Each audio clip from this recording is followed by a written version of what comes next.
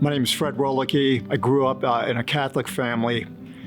We went to all Catholic schools. When I was about 15, I started experimenting with pot, smoked marijuana through high school, and then I went off to college. When I was in college, continued using drugs, sold drugs, and because of that, after a couple years, I had to drop out.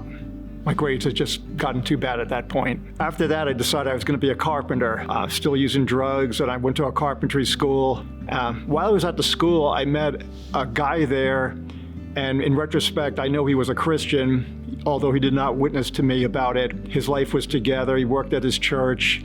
He didn't use drugs. He seemed happy about life. I just logged that away in my brain at the time. At one point, I just decided I wanted to live out on the West Coast, or just at least go visit out on the West Coast. So I hitchhiked out to Oregon, and the last ride I got going west, someone gave me this card that said, "Let Christ take charge of your life." I looked at the card, and something started to resonate with me, so I decided it was time to go back east.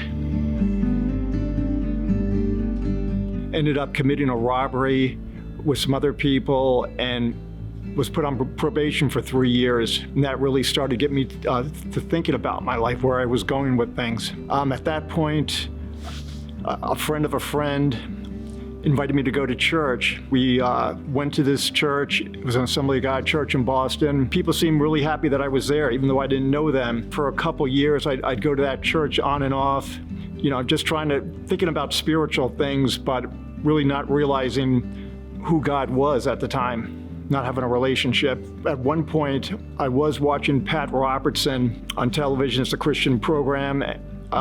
He explained how to have a relationship with the Lord.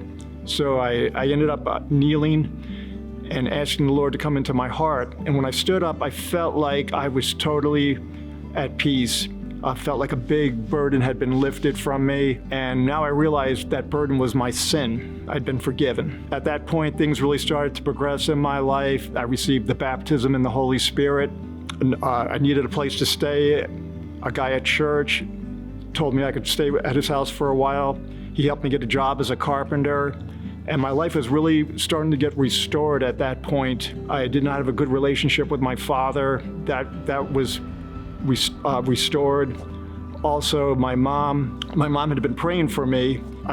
She had never given up on me. My father had really given up on me at that point, but my mom hadn't. So those prayers really had an effect in my life, I'm sure. So here I am, years later. It's after having gotten married to my wife Jill in 1989. We raised a couple of kids, and I would just say to people, you never know what little acts of kindness or witnessing to people, what effect they will have on people out there. So just continue to do that.